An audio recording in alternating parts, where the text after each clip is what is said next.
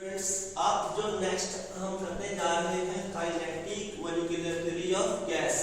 बड़ा अहम पॉइंट वाला है लेक्चर थर्ड चैप्टर में से kinetic molecular theory of gas, या इसको हम लिख देते हैं KMT के साथ। तो आप इस थ्योरी को करने से पहले अगर मैं ये चैप्टर रिव्यू करवाता हूँ तो इसमें हमने जो पहले किया था उसमें नंबर 1 हमने कर लिया था इंट्रोडक्शन ऑफ गैसेस, और या इंट्रोडक्शन में इस चैप्टर का किया था जिसमें हमने प्रॉपर्टीज करनी थी गैस की, लिक्विड की, सॉलिड्स की। इसके बाद हमने कर लिए थे गैस लॉज। क्या हमने किए थे? गैस लॉज के बारे में हमने कर लिया था। और गैस लॉ में हमने कौन कौन सा लॉ किया था?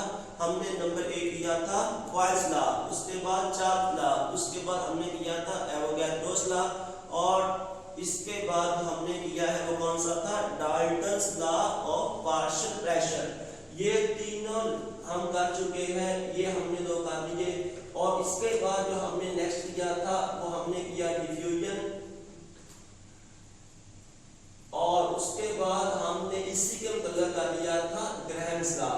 क्या कर लिया था? Grams law. तो अब ग्रैम्स लॉ के बाद हमारा जो नेक्स्ट आ जाएगा ये आ जाएगा kinetic molecular theory of gas.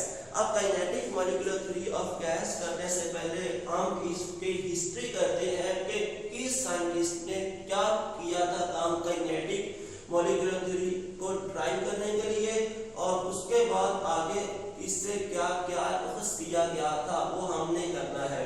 तो पहले हम बात करते हैं बर्नौली की। किसकी बात करेंगे? बर्नौली की। अब नंबर 1 यहाँ पे जो आ जाएगी कंट्रीब्यूशन आ जाएगी वो आ जाएगा बर्नौली, साइंटिस्ट का नेम है। और इसने क्या काम किया था? इसने पेश की थी काइनेटिक गैस इक्वेशन। कैसे दिया था? काइनेटिक गैस इक्वेशन दी थी। किसने दी थी? बर्नौली ने। बात समझ आ रही है ना कि पहले काम किया था बर्नौली ने, और उसने क्या यहाँ पे किया था?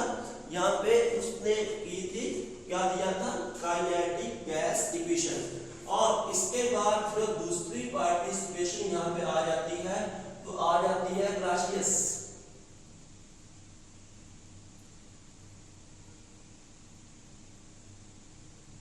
किसकी बारी आ जाएगी? क्लासियस की। और इसने क्या किया था? इसने ये किया था डिड्यूस गैस लॉज। क्या काम किया था? डिड्यूस किए थे गैस लॉज। कहां से? From kinetic gas equation. वो इक्वेशन जो बर्नौली ने दी थी, इससे इसने क्या काम किए थे? गैस लॉज को डिड्यूस किया था। मतलब आगे इसके बाद जो हमारा लेक्चर आएगा हम उसमें ये करेंगे कि हम काइनेटिक इक्वेशन से बॉयल्स लॉ कैसे ड्राइव करेंगे, एवोगैड्रोस लॉ कैसे करेंगे, उसके बाद ग्राम लॉ कैसे करेंगे, और चार्ल्स लॉ को कैसे करेंगे। तो ये सारा काम किया था क्लासियस ने। इसके बाद बारी आ जाती है मैक्सवेल की। अब मैक्सवेल ने जो यहाँ पे पार्टिसिपेशन की थी, मैक्सवेल ने यहाँ पे नेक्स्ट आ जाएगा मैक्सवेल। इसने क्या काम किया था? इसने स्टडी किया था डिस्ट्रीब्यूशन ऑफ वेलोसिटीज को। Distribution of velocities. वेलोसिटीज में क्या आ जाएगा? इसके बारे में मैं आपको ये बता देता हूँ कि इसने ये कहा था कि हमारे पास जो गैस के मॉलिक्यूल्स होते हैं, अगर हम एक सिलेंडर की बात करते हैं तो एक सिलेंडर के अंदर जितने भी मॉलिक्यूल्स होते हैं सबकी एनर्जी एक जैसी नहीं होती। क्या होता है कि बास की एनर्जी एवरेज होती है, बास की हाई होती है, और बास की एनर्जी क्या होती है? लो होती है। तो इसको इसने क्या काम किया था? Distribution of distribution of velocity को डिस्कस किया था मैक्सवेल ने। और उसके बाद बारी आ जाएगी बोल्ट्जमैन की। अब बोल्ट्जमैन यहाँ पे क्या आ जाएगा? बोल्ट्जमैन ने भी बहुत अहम काम यहाँ पे किया था। बोल्ट्जमैन ने यहाँ पे जो किसकी कंट्रीब्यूशन आती है, बोल्ट्जमैन की।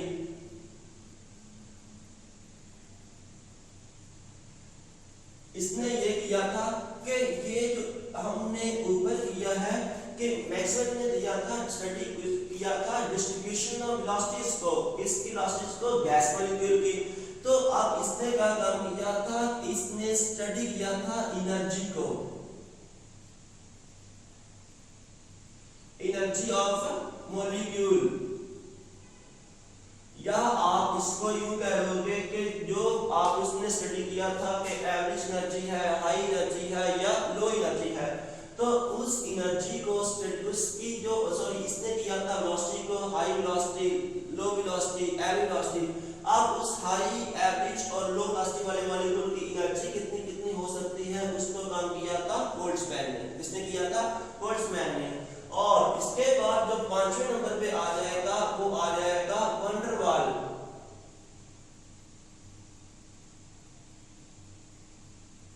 कौन आ जाएगा, वैन डर वाल आ जाएगा। कौन साइंटिस्ट आ जाएगा, वैन डर वाल आ जाएगा। अब वैन डर वाल्स के आप इसको ये करोगे कि वैन डर वाल्स ने क्या काम किया था, वैन डर वाल्स ने ये कहा था कि प्रेशर करेक्शन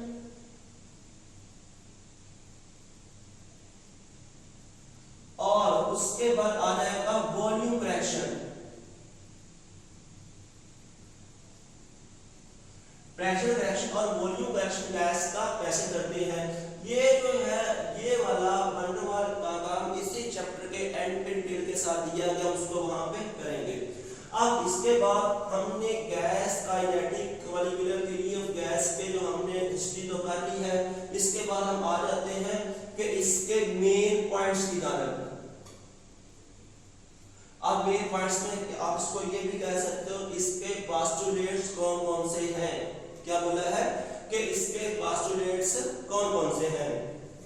तो इसका जो फर्स्ट पोस्टुलेट हमने करना है वो ये आ जाएगा, gas consists of very small particles। क्या होगा कि gas consists of very small particles, और ये जो पार्टिकल्स होते हैं हम इसको नाम दे देंगे मॉलिक्यूल का। गैस को नाम दे देंगे मॉलिक्यूल का। अब गैस मॉलिक्यूल्स हमारे पास दो तरह के हो सकते हैं।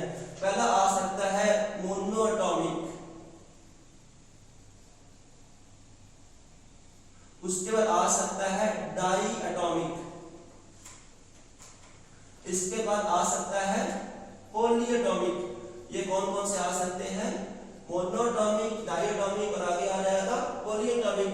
अब जो मोनोएटॉमिक है हम इसको यहाँ पे फर्ज कर लेते हैं कि यहाँ पे आ जाएगा, हम फर्ज कर लेते हैं कि आ जाएगा N2, आ जाएगा O2, और ट्राइपॉलीएटॉमिक पे आप O3 की बात कर लोगे। और जो मोनोएटॉमिक है यहाँ पे हम बात करेंगे हीलियम की, आगे आ जाएगा नियोन। तो ये नोबल गैसेस है वो सारे हम स्टडी करेंगे कहाँ पे, इसके फर्स्ट पॉइंट में। और इसके बाद हमने ये बात करनी है इसके मोशन की।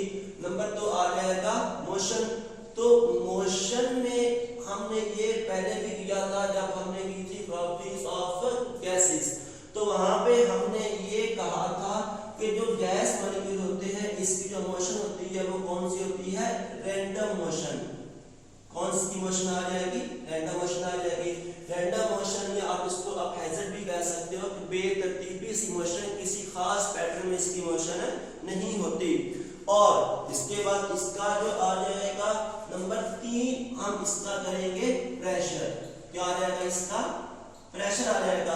अब इसका जो प्रेशर बनेगा वो इसकी मोशन की वजह से बनेगा। मोशन में कैसे आएगा, मैं एक एग्जांपल देता हूं कि अगर ये एक सिलेंडर है, इसके अंदर गैस को फिल किया हुआ है, तो ये जो गैस मॉलिक्यूल है ये मूव करेगा अप हैजर्ड, किसी जानब मूव कर सकता है। तो जहां जाके ये टकराएगा वहां पे ये क्या बना देगा, अपना एक प्रेशर बना देगा। एक्चुअली में प्रेशर क्या होता है, प्रेशर होता है force exerted on unit surface area. तो जिस एरिया पे जाके ये मॉलिक्यूल टकराएगा ताकि यहां से रिलीज हो सके वो इसका क्या लाएगा, प्रेशर लाएगा। तो जो फ्रैक्शन होगा, फ्रैक्शन इसका किस वजह से होगा, इसकी मोशन की वजह से। मोशन के साथ साथ ये क्या, मोशन में क्या इफेक्ट आ जाएगा, ये कोलाइड करेंगे। मोशन में क्या आ जाएगा, कोलिजन आ जाएगा। कोलिजन किसके साथ आ जाएगा, आपस में भी, और जिस बर्तन के अंदर इसको रखा हुआ है उसकी बॉल के साथ भी। ये दोनों इसका क्या बना देंगे, इसका प्रेशर बना देंगे। और इसके बाद हम फोर्थ पॉइंट की बात करते हैं, तो हमने ये किया हुआ है एम्प्टी स्पेसेस। क्या यहां पे आ जाएगा, empty spaces between, empty spaces between molecules. क्या रहेगा, एम्प्टी स्पेसेस बिटवीन मॉलिक्यूल्स, के जितने भी हमारे पास मॉलिक्यूल्स आएंगे उसके दरमियान क्या होता है, एम्प्टी स्पेसेस होती हैं। और इसी पॉइंट को हमने जो डिस्कस किया था, इसी पॉइंट को जो हमने डिस्कस किया था एम्प्टी स्पेसेस वाले को, तो वो काइनेटिक इक्वेशन के अंदर जब आप आए थे तो वहां पे आपने कहा था गैसेस आर कंप्रेसिबल। गैसेस क्या होती हैं, कंप्रेसिबल होती हैं जी। अब इसके बाद हम आते हैं पांचवें पॉइंट की जानिब। तो पांचवें पॉइंट में हमने ये कहा है कि जो गैसेस होती हैं इसके ऊपर इफेक्ट ऑफ ग्रेविटी क्या आ जाएगा, इफेक्ट ऑफ ग्रेविटी। तो जब गैस के ऊपर इफेक्ट ऑफ ग्रेविटी की बात करेंगे तो यहां पे आ जाएगा नो इफेक्ट। क्या आ जाएगा, नो इफेक्ट, कि गैस मॉलिक्यूल के ऊपर ग्रेविटी का कोई इफेक्ट नहीं होता। ये ऐसे नहीं होता कि तमाम मॉलिक्यूल इकट्ठे होकर जमीन की सतह के साथ लग जाए, ऐसे नहीं होता। इसके बाद जो छठा पॉइंट आ जाएगा, छठे पॉइंट में आप लोगों ने बात करनी है कि टेम्परेचर, किसकी बात करनी है, टेम्परेचर की। तो जो टेम्परेचर होता है ये इंक्रीज कर देता है काइनेटिक एनर्जी को। क्या काम करता है, टेम्परेचर काइनेटिक एनर्जी को इंक्रीज कर देता है। और जब काइनेटिक एनर्जी को ये इंक्रीज करेगा तो उससे क्या होता है कि उससे आप गैस के वॉल्यूम को इंक्रीज कर देंगे। वॉल्यूम क्या हो जाएगा, उसका इंक्रीज कर जाएगा।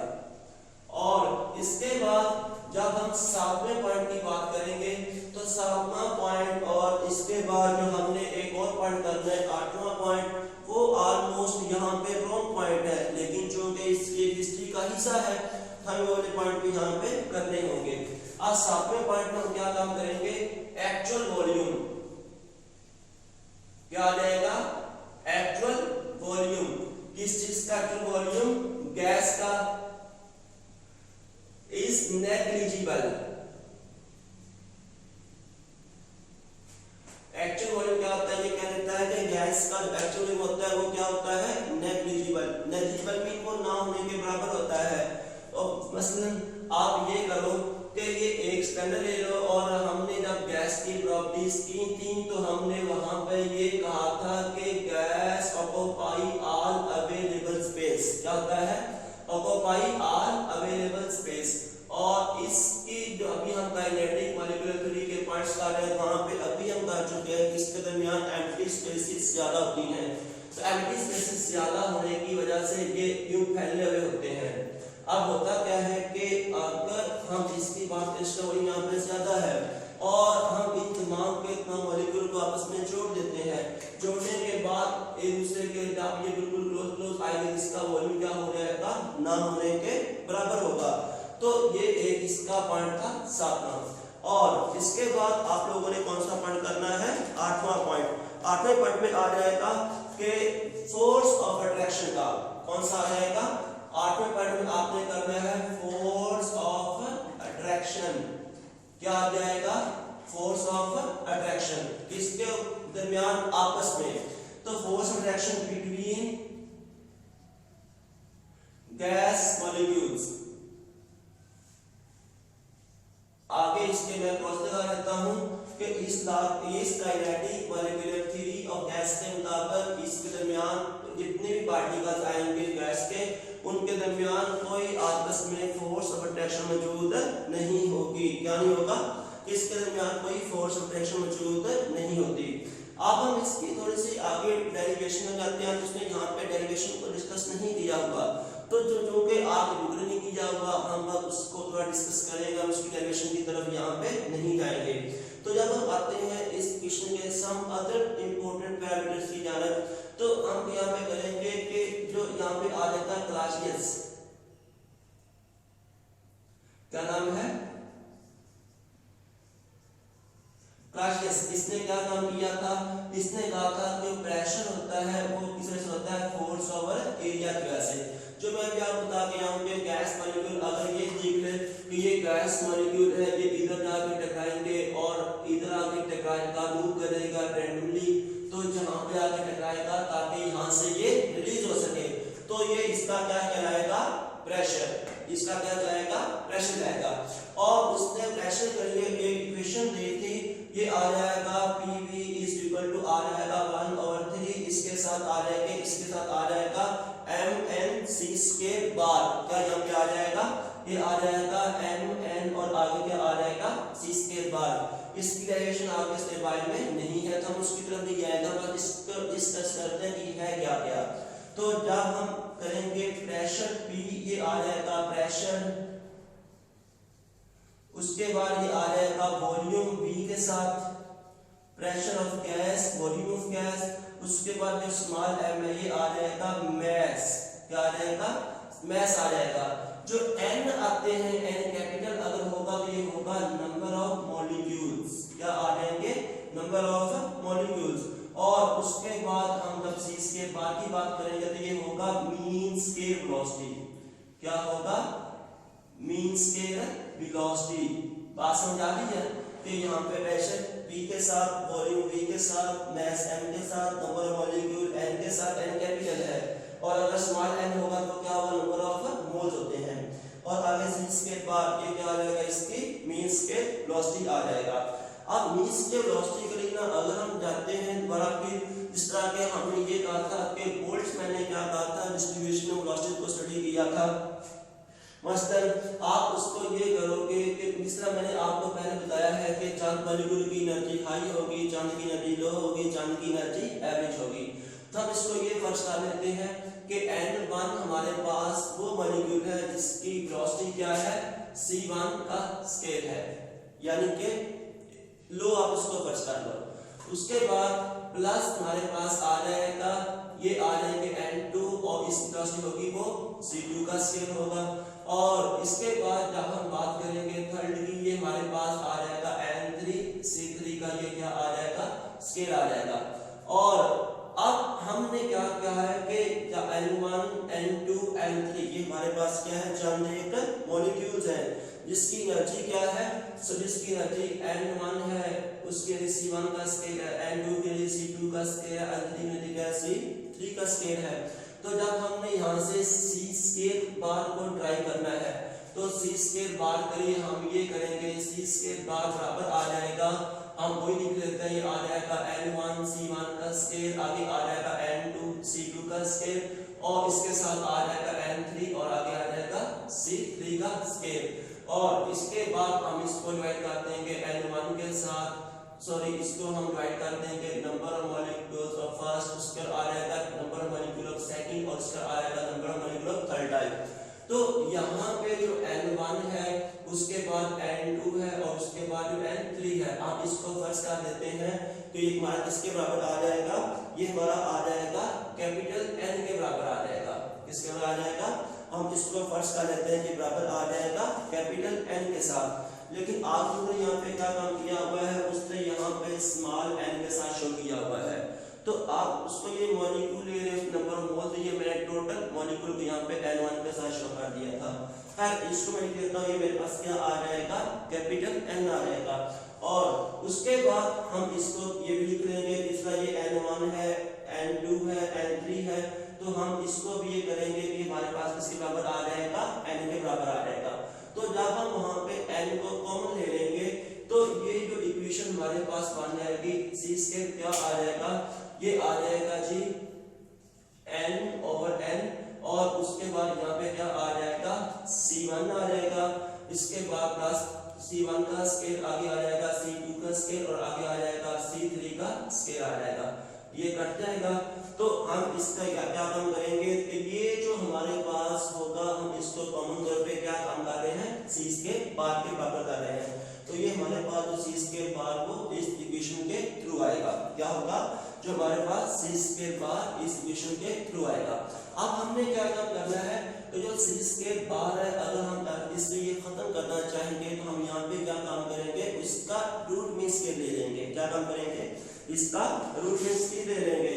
तो जो सी जब आप इसका ले लोगे ये बराबर आ जाएगा रूट मीन स्क्वायर। क्या आ जाएगा, ये हमारा इसका रूट मीन स्क्वायर बराबर आ जाएगा।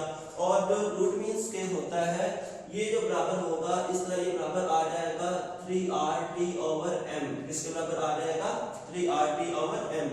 और सी रूट मीन स्क्वायर को आप क्या लिख दोगे, ये बराबर CRMS। ये क्या आ जाएगा, CRMS आ जाएगा। क्या मैंने बोला है, बात इसकी बात करता हूँ कि आप लोगों ने इस तरह सी स्क्वायर बार निकाल दिया ये वाला, और सी स्क्वायर बार बराबर उसका रूट मीन स्क्वायर इलास्टिक हम खत्म करेंगे, हम रूट मीन स्क्वायर इलास्टिक ले लेंगे और इस तरह बराबर आ जाएगा 3RT/m CMS के बराबर आ जाएगा। लेकिन ये कैसे आया है इसकी रिलेशन आपके स्टेप बाय में नहीं है। अब जस्ट ये आपने करना है कि जब हम बात करेंगे तो सी रूट मीन स्क्वायर जो होता है वो डायरेक्टली आ जाएगा टेम्परेचर पे, आइलर्स कांस्टेंट पे, और इनवर्स आ जाएगा उसके जो कैपिटल एम में, कैपिटल में यहाँ पे क्या होगा, उसका मोलर मास होगा। तो ये थी हमारे पास kinetic molecular theory of gas. अब हम इंशाल्लाह नेक्स्ट टाइम इससे डिड्यूस करेंगे गैस लास्ट को, इस तरह के हमने किया था, गाशियस ने ये काम किया था।